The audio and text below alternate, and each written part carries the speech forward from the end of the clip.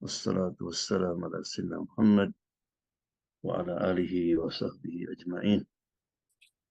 Sorry, the seven here.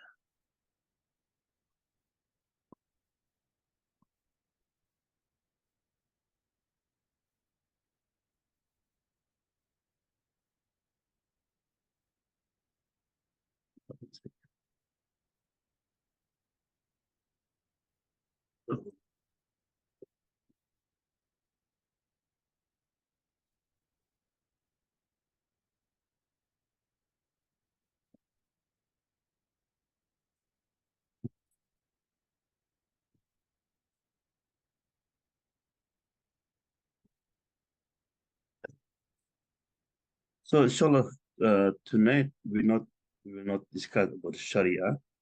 That's I think our subject every week because of the incident that I think all of you watching. So we will discuss inshallah about what are the roots of the Palestinian and Israel conflict. Right? It is very very important that because especially we live in this country, the media only tell on only one side. Didn't tell the truth. Maybe you follow the news. In the beginning, they said Hamas killed, beheaded 40 babies. Can you imagine that? Everybody, all the media, they found out this is not true, right? So today, inshallah, there is no presentation. I want to listen. I talk about maybe 5-7 minutes. And then we would like to discuss with you. I want you to write a note, okay? What I'm going to say. Then I will ask question.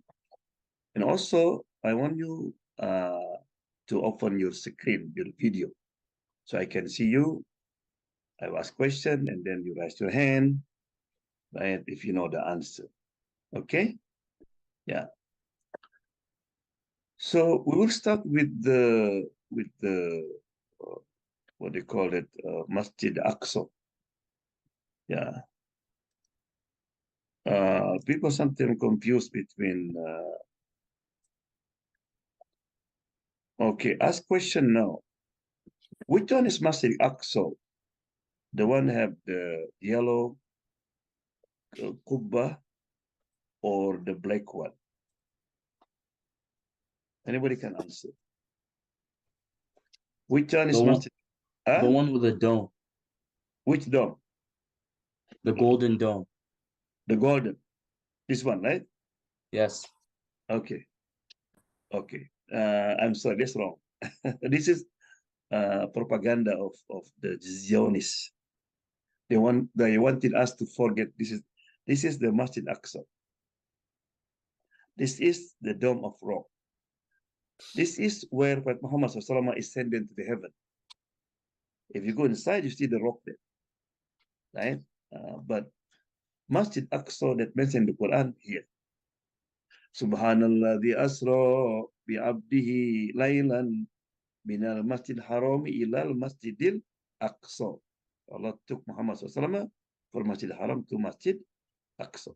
So now put in your mind, this is Masjid Aqsa. Look at the dome is black, right? And Masjid Aqsa, of course, is special for us. Was built by Adam and the angels together, right? Rasulullah was asked, so what's the first masjid Allah built? He said Masjid al-Haram. Was second one? It said Masjid Aqsa. How long in between? He said about 40 years, right? And in Masjid Haram, you pray one rakat equal to 100,000. In Masjid Aqsa, 500. Masjid Aqsa is the place where Isa, Yahya, Zachariah was born, Maryam was born. And also the place all the prophets, right? Ibrahim was there, Isaac was there. I remember Rasulullah when he went for Mi'raj, he met all the prophets in this masjid. Yeah. And then Rasulullah SAW asked, encouraged the Sahaba. Many Sahaba they died here to visit this masjid. Whoever comes to the masjid and he not intention only for salat, he come back, Allah will wipe out all his sin. Right? So again, I will discuss with you. I want you to write the notes, especially about the year, the name, right? Yeah. So who lived in Palestine in the beginning for century is the Arab Palestine. Some of them come from Sham, and some of them come from Yemen. Yeah, so they live there for a long time. Of course, there's war and then right? So you can read that story, but I would like just to focus about 100 years ago. 100 years ago, the Palestine under the control of the called Ad-Dawlah al-Usmaniyah, Khilafah Usmani, the dynasty of Usmani, right? And then in 19, I think 87, there is movement led by Theodore Roosevelt. Theodore, very famous Theodore. He established what they call Zionist movement. Zionist movement. Zionist in Arabic called as Suhyun. Suhyun is one of the mountain in Jerusalem. They call Suhyun. Right? They call Zionist. And the purpose of the Zionists is to become political movement, but it's very extreme, right? Very barbaric. You will see, and the dream is to establish the country or the state in Jerusalem, right? So the movement is starting in 1987. There was 1887. Sorry. So the first there was thinking about Uganda, and they said no, Uganda, and then Argentina. So they're changing the places, right? Why they need to have a state? Because there was persecuted, in Europe, in Germany, in Poland, in all the European country, people hate them. But there's many Jews who live in the Muslim country, in Egypt, in Yemen, right? They are live in peace. Because we have principle. La ikraha fid din, don't compel people in religion. Even Rasulullah said, whoever hurt non-Muslim, they call dhimmi. Dhimmi means non-Muslim not hostile against you, not fight against you, right? Do not hurt them. If you hurt them, I'll become his defenders, not yours, right? So the anti-Semitism is rise in Europe, right? So therefore said, we need to have our own country. In the same time, the Arab also, they were thinking to break up from the Khilafah Usmani dynasty, right? To have their own country, not under the control of Usmani. Right? And they was choosing Palestine, to be their great country. Yeah. And then we have the third party, that the British. On that time, they call the Great British, because British, on that time was superpower. He colonized many countries, in India, in Europa, in many places, very strong on the time.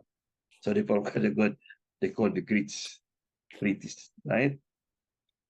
So in 1916, so remember 1916, after the World War First, right?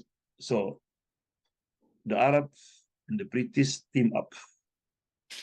Now how to take Palestine from the Usmani. So the question is, why the British interesting to of Palestine? Because they want to control politically, geography, the route, because this is British and Palestinian in India here, right? So easy for them, right? To do business, to do many things. So the British agree with Arab, also when Arab start revolts against the Usmani, the British support them. And the promise, if we win, right, I will give Palestine to you, to the Arab. Or let them the king of Malik Hussein that in Hijaz, they call Saudi now. Everybody happy, right? This was 1916. So 1917, the Arabs start revolts against the Usmani, and the British support them, and they won. Because the Usmani, they break down, right? But the British did not fulfill their promise. What happened?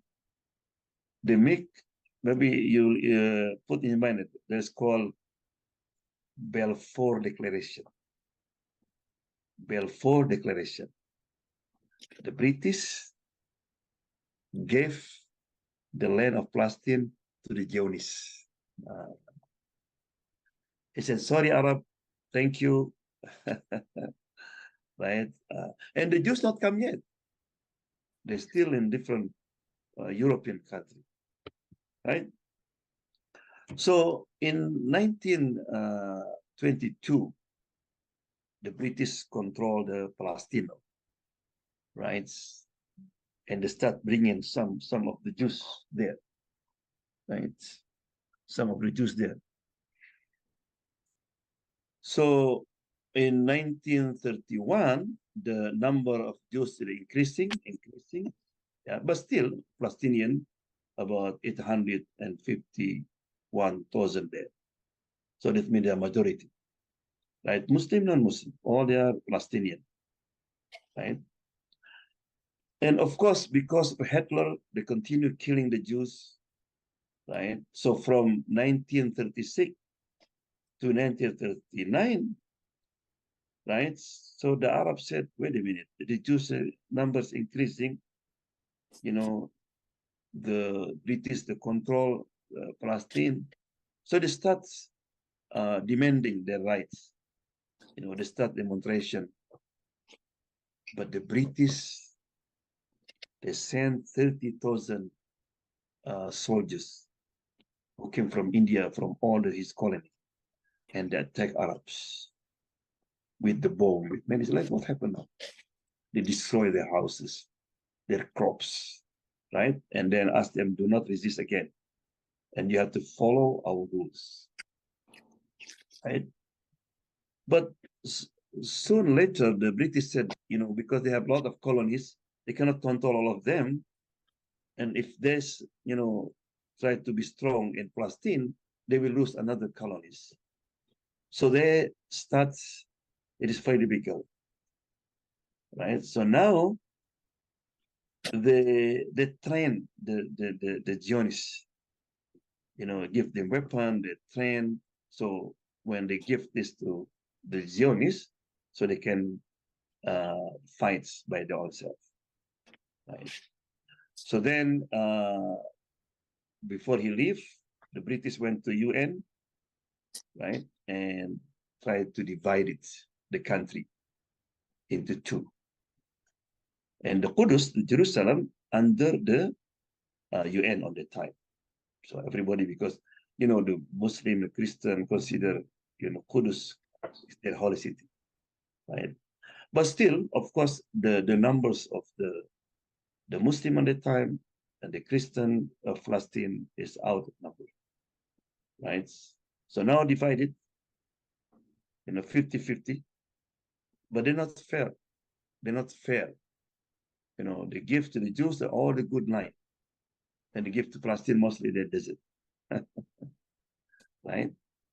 But after that, of course, now they have the state of Israel, the state established, and they do call Plan D.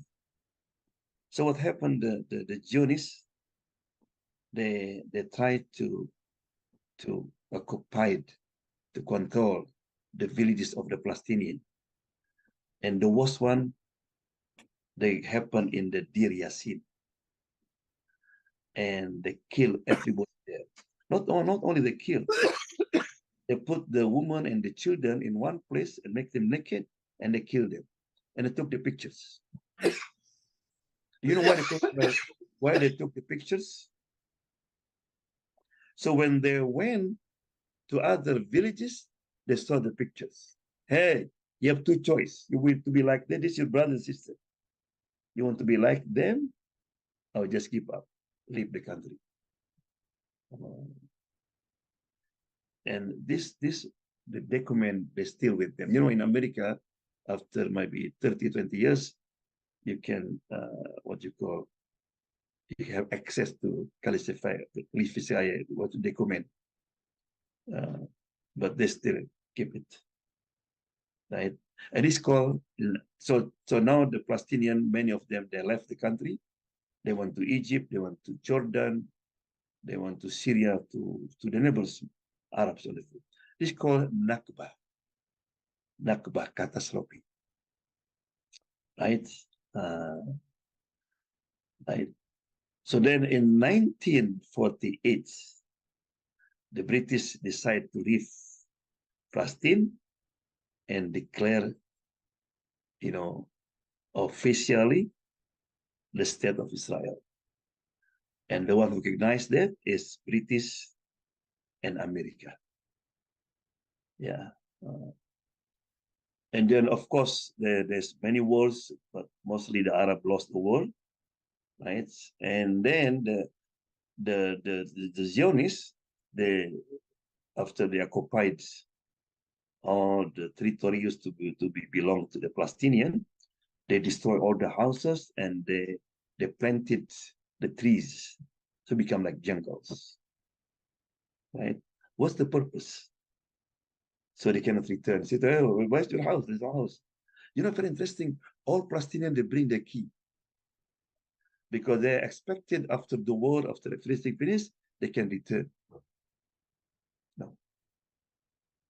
They kill about 15,000 Palestinians. And now about maybe 6 million Palestinians, they are outside the country. So the remaining of the land for Israel, only two, right? In the end, Gaza and Dofa, or West Bank. Gaza and West Bank, right? So therefore, when Israeli, they celebrate their independence, for the Palestinians is the day of catastrophe, the day called Nakba, right? So that's the summary, right? About historically, right? I want you to understand that what the Zionists. So I mentioned Zionists because there's Zionists, also there's Jews. You have to distinguish. Zionists, they are the barbaric, the one who killing, expel the Palestinian. But Jews, some of them good, something bad. Even as you know that during the demonstration in many places, many Jews, they support the cause of Palestinian, right? So before we discuss, I want you, if you're wearing hijab, would like to discuss with you, and I will ask the question, right? But before that, I would like to share with you some video.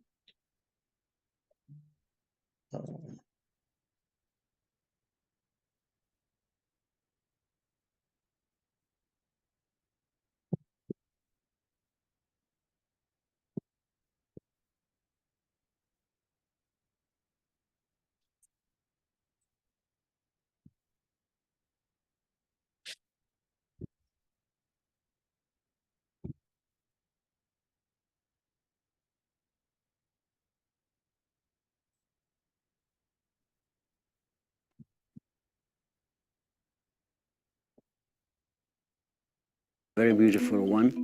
It has a mountain full of trees of figs and grapes, and it faces the main road to Jerusalem. This is a story about what happened here Can you see the screen, no? Yes. Okay, good. in 1948.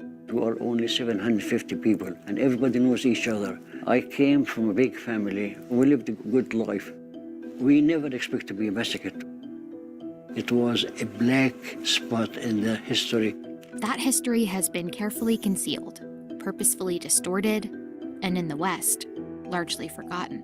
They put our village as an example with what they can do.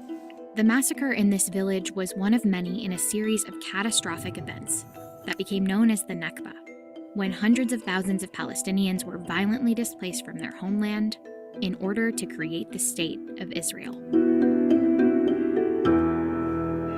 In May of 1948, a new Jewish state, Israel, was born in a bath of blood.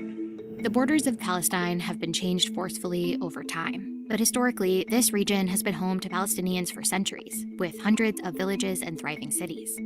One of them being the central city of Jerusalem, with holy sites important to Jewish, Christian, and Muslim people.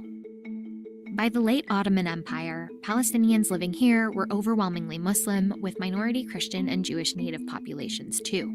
But regardless of religion, Palestinians were often referred to as Arabs, people of the Arabic-speaking world, despite their distinctive culture. Palestinians have long distinguished themselves as Ahl Palestine, or the people of Palestine. They developed a distinctive Arabic accent, they developed regional food, regional dress, and family ties. But by the time World War I began, several key political forces were competing for control of these lands. First, there was a growing Arab political movement, looking for independence from the Ottoman Empire in hopes of a unified Arab state that would include Palestine. Then there were Zionists, a political group that had one main goal: the creation of a Jewish state. Zionism was a response to an increasingly brutal climate for Jewish people, particularly in Europe and Russia, where there was a massive wave of anti-Semitism, including large-scale attacks in the late 1800s and early 1900s. After briefly considering other areas for a new state, including Uganda and Argentina, Zionist leaders decided on Palestine because of its connection to early religious history. But there was a third key group with political interests here: the British. Control of the region would allow them to expand their spheres of influence and protect trade routes to India. During World War I, since both the British and the Arab independence movement wanted Palestine, they decided to go after the Ottomans together with an important pledge. Through a series of letters in 1916, an Arab leader and a British official agreed that if Arabs would help the British fight the Ottomans and give the British economic and other foreign privileges in Arab lands, in return, the British would recognize and support an independent Arab state. Soon, the Arabs started doing their part in revolting against the Ottomans, making it easier for the British to move in. But the next year, the British issued a new declaration and betrayed the Arabs.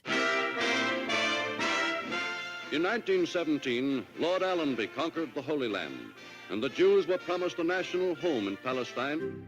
Without consulting the native Palestinian population, the British issued what's known as the Balfour Declaration, supporting the establishment in Palestine of a national home for the Jewish people. So instead of supporting the idea of Palestine as part of a unified and independent Arab state, the British pledged to help secure this land for Zionists. It was a strategic move. This declaration opened up a pathway for Britain to gain power in Palestine, under the guise that it was supporting the self-determination of another people, of a people in Palestine who don't reside there yet. As for Palestine's majority Arab population, the declaration referred to them as non-Jewish communities, who would be given civil and religious rights, but not political rights. A few years later, after World War I ended, Britain gained control of Palestine through a mandate that also required them to put the Balfour plans for Jewish settlement in motion. And they did. Between 1922 and 1931, the Jewish population more than doubled. The migration helped the Zionist movement gain steam, and a slogan took off: a land without people for a people without land. And it sends a message to Western leaders that the people who had been living in Palestine for generations could just be easily moved elsewhere. The idea was that those inhabitants weren't a people with ties to that land. Palestine was, of course, a land with a people. In 1931, there were more than 850,000 Palestinian Arabs in the region, still the vast majority. But with the rise of Hitler and the Nazi Party in particular, hate became a rallying call. Jewish flight from Europe became even more urgent, and Palestine started to see the biggest wave of Jewish immigration yet. Violence broke out, rooted in tensions over land. Jewish settlers purchased swaths of fertile land and evicted tenant farmers, creating a crisis of hundreds of thousands of landless, dispossessed Palestinian Arabs. Though Palestinians fiercely rebelled against both British colonial forces and Jewish settlers, they were brutally crushed by the British. They put in Palestine more troops to repress that rebellion than they had stationed in India at that time, all of India. These troops killed thousands of Palestinians, including many of their leaders, and the British began training and arming Zionist militias to suppress the rebellion too. But the rebellion continued. So, in an attempt to prevent further Palestinian resistance, the British began to limit Jewish immigration into Palestine. This ended up angering Zionist extremists, leading to more violence. So, in 1947, after decades of trying to manipulate both Palestinian Arabs and Zionists to keep their control over Palestine, Britain gave up and handed the question of Palestine to someone else. To the United Nations also came the problem of Palestine. In recent years, this small country had been the scene of disorder and bloodshed. They figured, there is this new thing called the United Nations. Here, in your lap, Palestine, first gift. So the United Nations has now to figure out, how do you disentangle this thing that the British helped create? A UN special committee proposed the land be divided into two states, a Jewish state and an Arab state, with Jerusalem as a separate UN-controlled entity. It was called the Partition Plan of 1947. The plan shocked Palestinians. We could not accept the partition plan because at that time the population were almost 2-to-1. But the plan proposed giving over half the land, and often the most fertile areas, to the Jewish state. From a purely pragmatic perspective, the partition plan didn't make much sense for Palestinian Arabs. That wasn't the only problem with the plan. Within this proposed area of the Jewish state were hundreds of thousands of Palestinian Arabs, including both Muslims and Christians, who had lived there for generations. On a moral level, the idea of making hundreds of thousands of Palestinian Arabs minorities in their own homeland seemed unjust and unfair. In November 1947, the UN put the plan to a vote. In the aftermath of the Holocaust, and after lobbying from US leaders and Zionists, the UN voted in favor of partition. And finally, a momentous decision to partition the Holy Land's 10,000 square miles. Britain announced their mandate over Palestine would end on May 15, 1948, even as Palestinians continued to reject the UN's decision to partition the land. After the partition took place, in 1947, we really were scared something might happen to us. By the end of 1947, Zionists had several well-developed paramilitary forces, the largest one known as the Haganah, and more extremist militias like Irgun. On March 10th, a couple of months before the British mandate would end, the Haganah adopted what was called Plan Dalit, or Plan D. On paper, the main goal was to gain control of the Jewish state, as laid out in the partition plan, while also defending Jewish settlements outside of the borders. In reality, that's where the majority of these operations took place, outside of the UN's proposed Jewish state. Some carried out by Haganah and others by more radical militias. Many of these operations focused on isolating Jerusalem and the roads to it. A set of brutal instructions called for the destruction of Arab villages by setting fire to, blowing up, and planting mines, especially those population centers which were difficult to control. In case of resistance, it called for the population to be expelled outside of the borders of the state, villages emptied, and for the occupation and control of Arab villages along main transportation arteries. One of the most widely publicized village massacres happened here in Deir Yassin. We lived in Deir Yassin, which is about 4 miles west of Jerusalem. 91-year-old Dawood Assad was there the day of the massacre and was 18 at the time. We saw one night, that night, the night before, a movement of lights, armored trucks moving around, moving like this. So we know that something is wrong. That's why we knew that something is going to happen to our village. On April 9th, 1948, extremist Zionist forces, executing Plan D, closed in on Deir Yassin, even though the village had made a local peace pact with neighboring Jewish settlements. Friday morning, they attacked us. My uncles, they were shooting at them, and I was there loading the gun for them and shooting. We fought about almost 2.5 hours. They found my uncle, and they put him on the wall, and they shot him 8 bullets in cold blood. My grandmother, she went in the village to see my mother. On her way, she got shot. My brother Omar fell from her shoulder to the floor, but the floor was a concrete one. Dawood escaped through a trench. I went down, all the way down here like this. So it was 4 hours walking to Jerusalem. To this day, the archive of the Israeli army refuses to release many of the images and intelligence reports on Deir Yassin. But one UN report detailed circumstances of great savagery, including women and children stripped, lined up, photographed, and slaughtered. Roughly 100 people, largely children and the elderly, were killed in the village.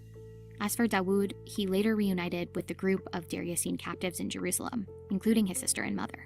My mother says, "Where is your Uncle Radwan?" He says, "He was shot." "Where is your grandmother?" He said, "He was shot, and Omar was with her." So everybody has a commotion, you know. Where's Fatima? Where's Ibrahim? Where's Amaryam? Where is David? Where is Ahmed? Where is Ismail? I'm a dream about it, you know. News of what happened in Deir Yassin spread quickly, with far-reaching effects. The Zionist militias used it as a propaganda tool to tell people about it everywhere. The idea was that if you don't leave, we will do to you what happened in Deir Yassin. Stories came out about women being raped, about babies being killed, and induced a great deal of fear among the Palestinian Arab population, many of them fleeing as a result. Jewish troops routed Arab forces from the city of Haifa. After taking Deir Yassin, Zionist paramilitary groups cleared major cities, including Haifa and Jaffa, and took hundreds of smaller villages and towns too. Hundreds of thousands of Palestinians were forced to flee, pouring into neighboring states as refugees. Plan D became the blueprint for carrying out the ethnic cleansing of historic Palestine to make room for a new state. And on May 14th, the day before the British mandate ended, Zionists declared this state as Israel. But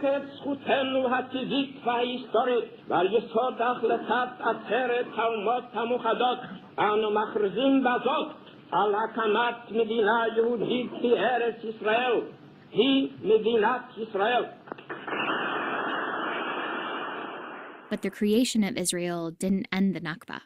Neighboring Arab countries that were overwhelmed by Palestinian refugees immediately went to war with Israel.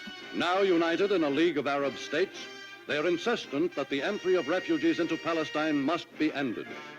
The fighting lasted for months. Arab armies eventually lost while Palestinians continued to be killed and forced out throughout that time. Palestinians who fled often carried only enough to stay away for a few weeks, hoping they'd eventually return home.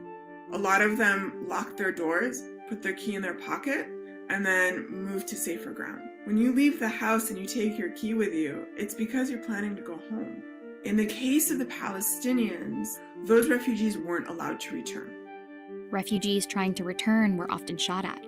Zionist paramilitary operations also tried to prevent them from returning again by destroying the villages. That act of preventing their return compounded the Nakba. So the Nakba is both the forcible displacement of Palestinians from their homes and lands and country, as well as preventing them to return once the fighting was over. Palestinian society was dismembered, crushed. More than half of the Palestinian people became refugees, stateless, dispossessed of their land.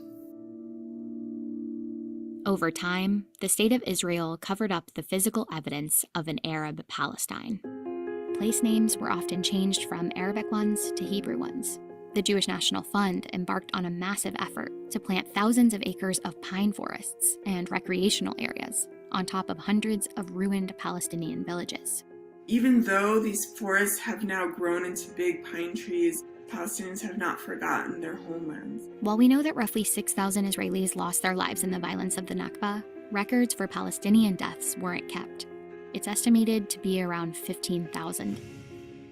By the end of the Nakba, roughly 750,000 Palestinians had been forcefully expelled, and more than 500 villages destroyed. Though the UN's partition plan allotted Israel 56% of the land, through the Nakba, Israel captured 78% of the land. It was everything except what's now known as the occupied West Bank and Gaza Strip. Today, that's up to at least 85% of the total area, turning 6 million Palestinians into refugees without a homeland.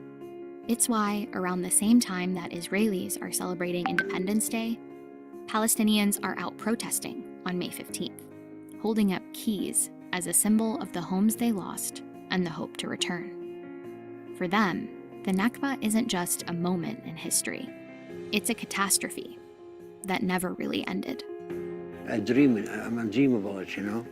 We lived a good life till 1948 when we were displaced.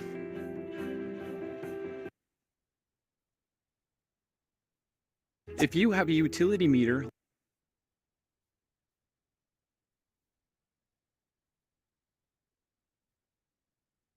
Okay, inshallah. Can you turn on your video, please?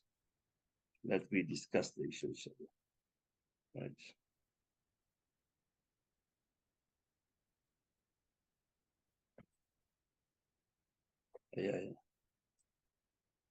Yeah, so everybody turn on your video, please. We discuss, then we'll ask questions, so you raise your hand. Yeah, all student. Basim. Okay. Ibrahim. Hayam. Good. Yeah, Safia. Hanin. Fuad. Yeah. Daniel, I want to see you. I discuss, inshallah. I'll ask you questions. So. My video is not working. Not working? Just, okay. Yeah. Hanin, not working too. Basim, Nora, Fathia. Our camera doesn't work. What happened? So how do you know that you're going to ask? It's school computer. Our camera just doesn't work. Okay. Yeah. Okay. This question, the first question, who can tell me what does Nakba mean? Okay, just raise your hand. What does Nakba mean? Anybody?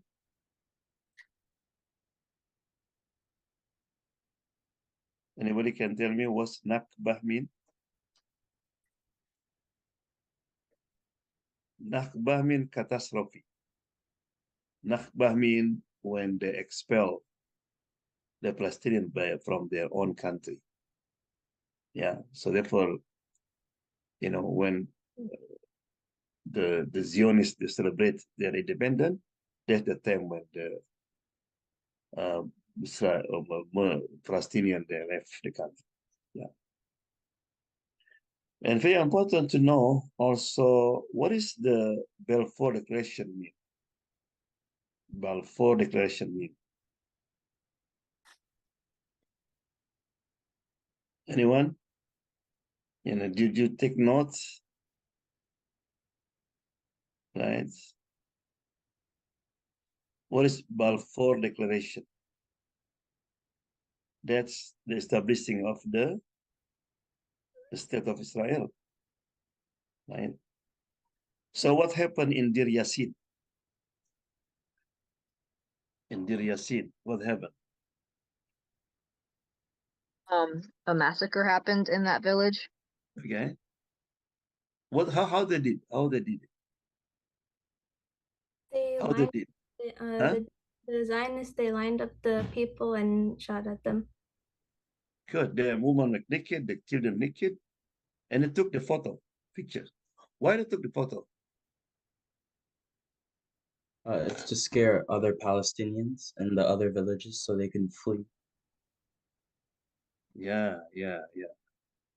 So now, in the end, so the United Nations give 50-50, and then many of the Palestinians left the country.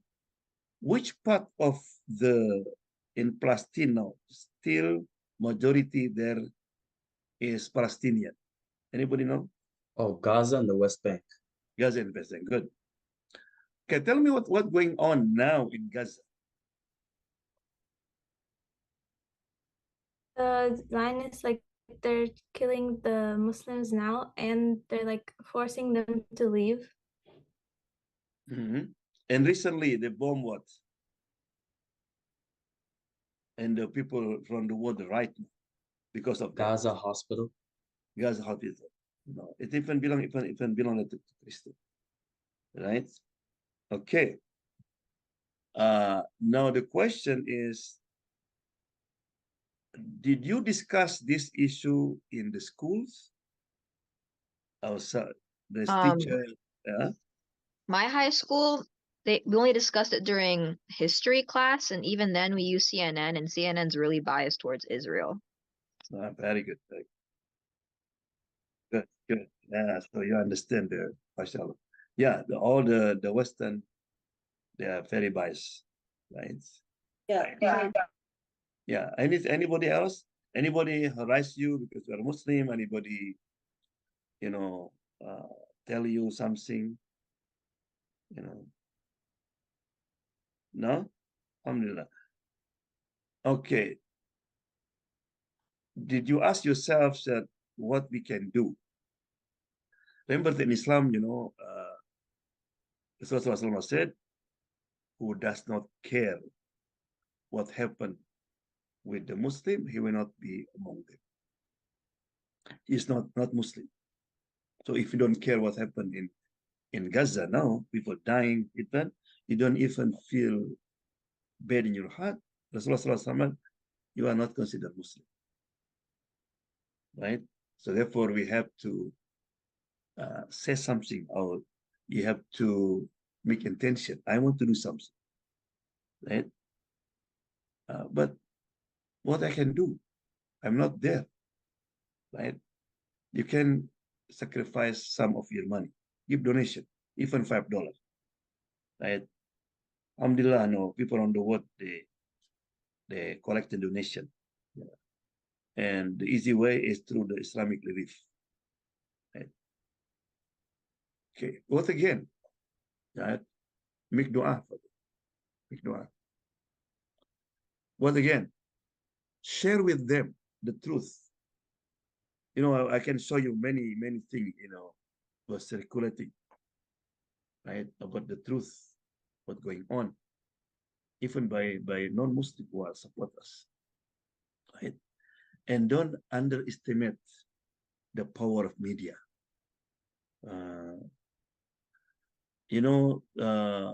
Remember in the beginning,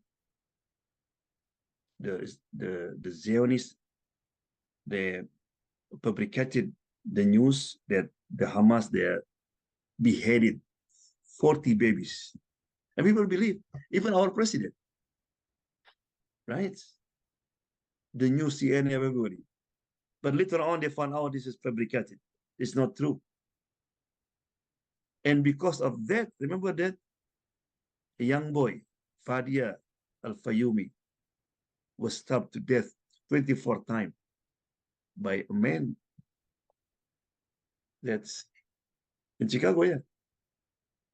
He was landlord. So therefore, when he knocked the door, the boy mother, him. But suddenly he changed his mind. Why? Because of false propaganda. In the same time, we found a lot, mashallah, the American were wise enough. They changed their mind also. they know what justice is, right? I would like to share, yeah, when we went there last time, traveling.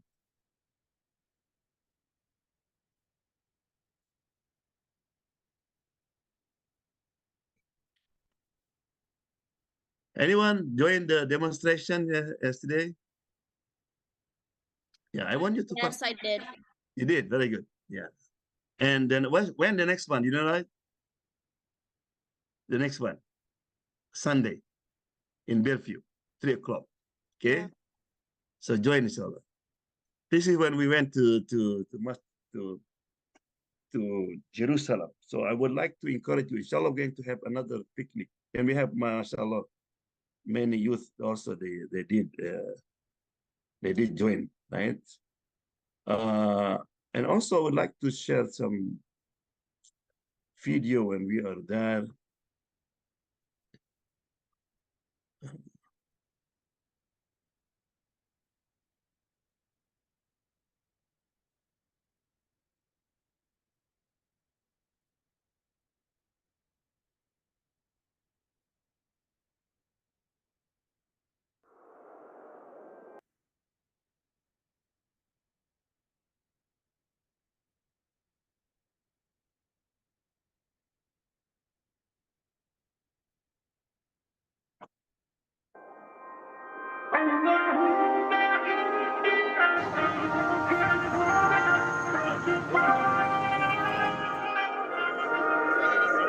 I've been ungrateful for much my life. I wasn't faithful for all this time. I feel ashamed, Lord, for the things I've done since I've been falling all this time. 'Cause I haven't had peace in so long, and I couldn't seem to go on, but now I can feel it through you. And I will never and ever forsake anything, and I'll follow this path back to you. Allahumma inni as'aluka al-huda wal-tuqa wal-afafa wal-ghina.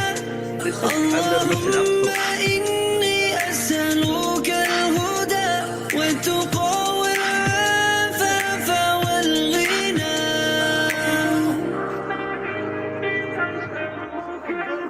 I lost my way, Lord, left from your side when chasing this world.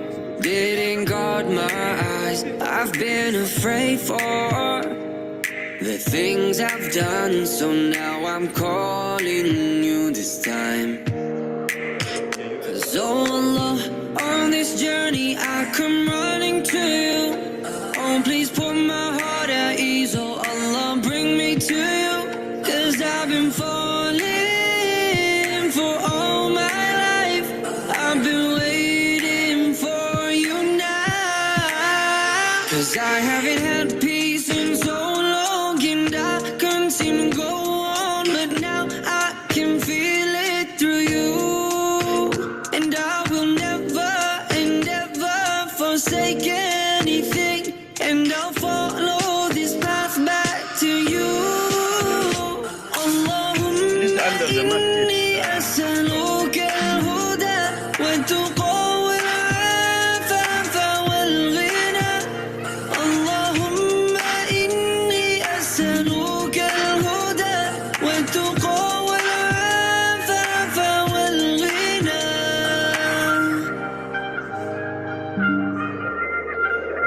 Oh Lord, my heart couldn't see all the truth of this life. I was caught in this world with a seal on my eyes. Then Allah, you showed me all the truth of this life. Now I'll follow this path till the end of my time. Oh, 'cause my heart couldn't see all the truth of this life. I was caught in this world with a seal on my eyes.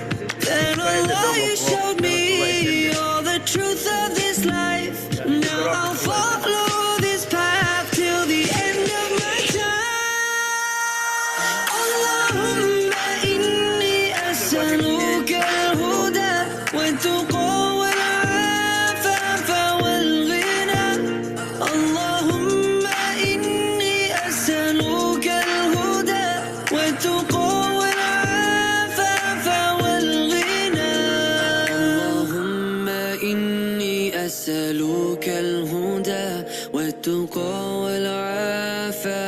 والغنى. So inshallah you can join inshallah next trip. It's beautiful and we inshallah you will enjoy that.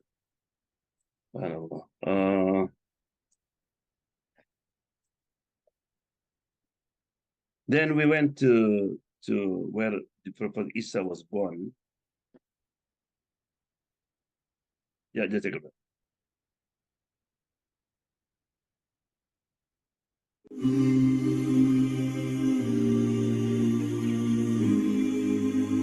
So this is you know, when you go inside, you have to bow down like this because the king wanted Muslim to make sujood to them, like bow down to them.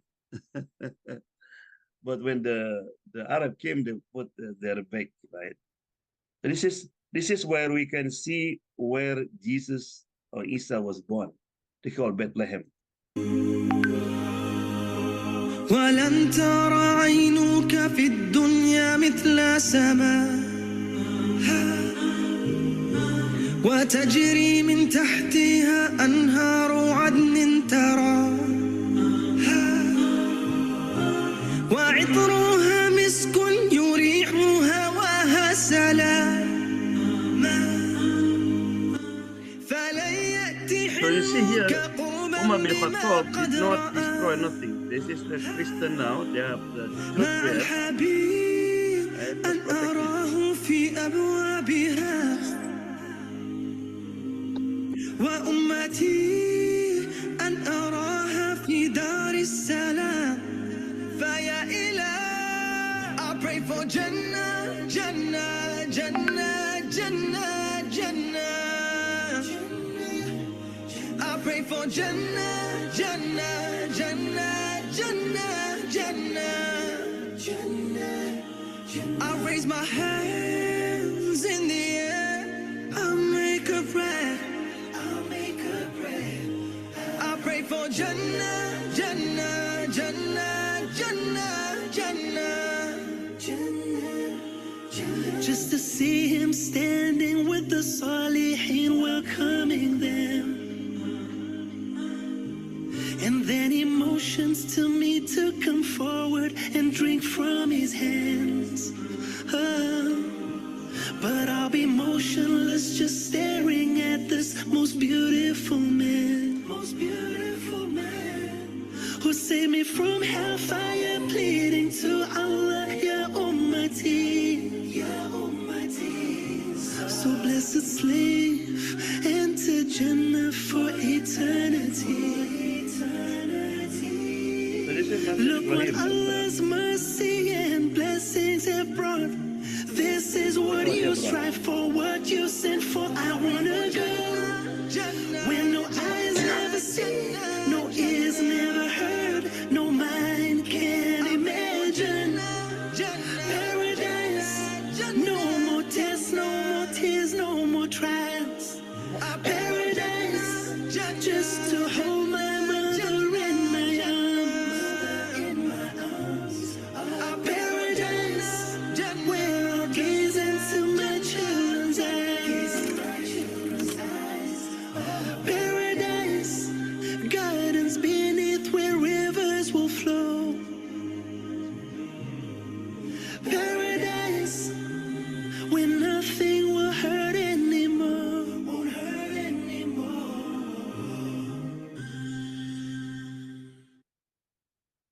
we can go ahead.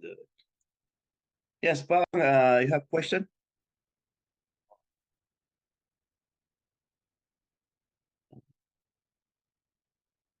Pang, I said you have questions. Then you can ask me. Assalamualaikum. Waalaikumsalam warahmatullahi Pak, kedengaran nggak Pak Jovan? Yes, I can hear you. Ya, Assalamualaikum. Tadi itu in English. Halo? In English. Oh, in English. Sorry. Yes. Thank you very much for the history of the conflicts, you know, from the era of Ottomans up to this present time. Can you also tell us the history and the origins of the Israelis and the Palestinians according to Quran. And I'm hoping to hear something prior to the Balfour and the British involvement. Inshallah. Thank you. Yeah. The Jews claim that the Aqsas belong to them because there's they call Haikal of Sulaiman. So it means the Jews was living there, but they did all this kind of mischief, from the beginning. So Allah subhanahu wa ta'ala sent many superpower at them. The Roman wiped them out. Even when Umar bin Khattab came to Jerusalem, the Masjid Aqsa, there was garbage there because the Roman, they destroyed, right? So they never keep the promise. That means implement the teaching of Musa or the prophets before them, after them.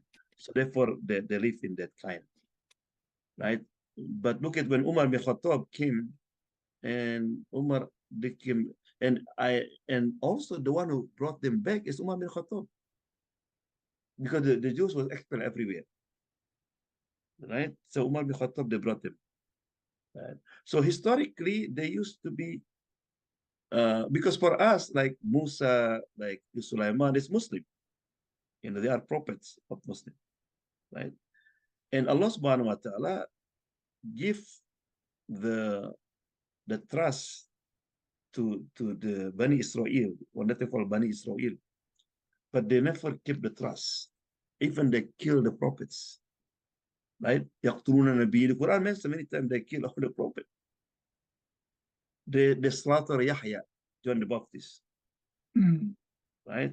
And also they kill Zachariah. So they didn't keep the amana. So therefore Allah subhanahu wa ta'ala, left them. The Quran mentioned that khalas. You betray the trust. So Allah subhanahu wa ta'ala give to new generation, the descendant of Ismail alayhi salam. So we had Ibrahim of Ishaq. From Ishaq, all the prophet come. And they stay many of them in Jerusalem at the time. Then Allah subhanahu wa ta'ala twisted the capital of Islam, not Jerusalem, it's become Makkah. There's Muhammad sallallahu alaihi wasallam. So the same also when the Arab did not keep the trust, Allah gave to the Uthmani, the Turks, right? Yeah. There's long stories, so we will discuss again. Yes, thank you. Any other question? Yeah. So as I mentioned to you, right?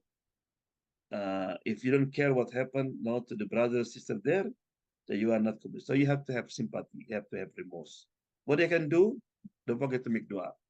Make dua. When you make dua, Allah make ease for them. Allah, please remove their suffering, their difficulties. And they are really mujahid. And we have to believe, right, that the victory only comes from Allah subhanahu wa ta'ala. They have, they are suffering there, but they have iman. To this iman and tawakkul, yakin Allah subhanahu wa ta'ala, they keep them alive. We also have to do the same, right? Because we as Muslims, we believe that everything happened by Allah's will. Everything happened by His knowledge. Everything happened, there's wisdom in it, right? Why Allah subhanahu wa ta'ala, something Allah subhanahu wa ta'ala delayed the victory, because Allah wants to test us. How long did you, right? But in the end, He said, وَقُلْ جَاءَ الْحَقِّ, the truth will prevail, will win. Yeah? Yeah. So, so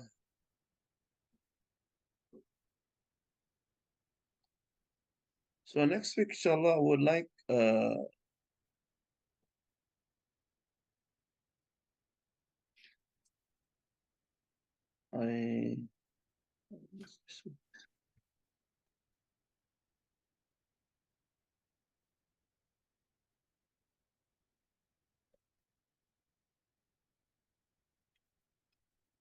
so next week will be 5 o'clock. And I want the center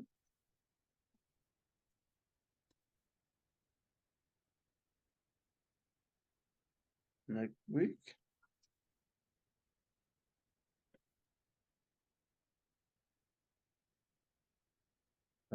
Yeah. So Safia, inshallah, I would like to give presentation, inshallah, next week. Inshallah. Okay, inshallah. Inshallah. Okay, make dua, inshallah. Bismillahirrahmanirrahim. La yadurru ma ismihi shay'un fil ardi wa fis sama' wa huwa as-sami'ul 'alim. Bismillahirrahmanirrahim. La yadurru ma ismihi shay'un fil ardi wa fis sama' wa huwa as-sami'ul 'alim. Bismillahirrahmanirrahim. La yadurru ma ismihi shay'un fil ardi wa fis sama' wa huwa as-sami'ul 'alim. رب ارحمهما كما ربياني صغيرا ربنا آتنا في الدنيا حسنة وفي الآخرة حسنة وقنا عذاب النار اللهم انصر المسلمين في غزة اللهم احفظهم اللهم انصرهم نصرا عزيزا يا أرحم الراحمين رب العالمين وصلى الله وسلم الحمد لله رب العالمين. So see you next week inshallah. What time?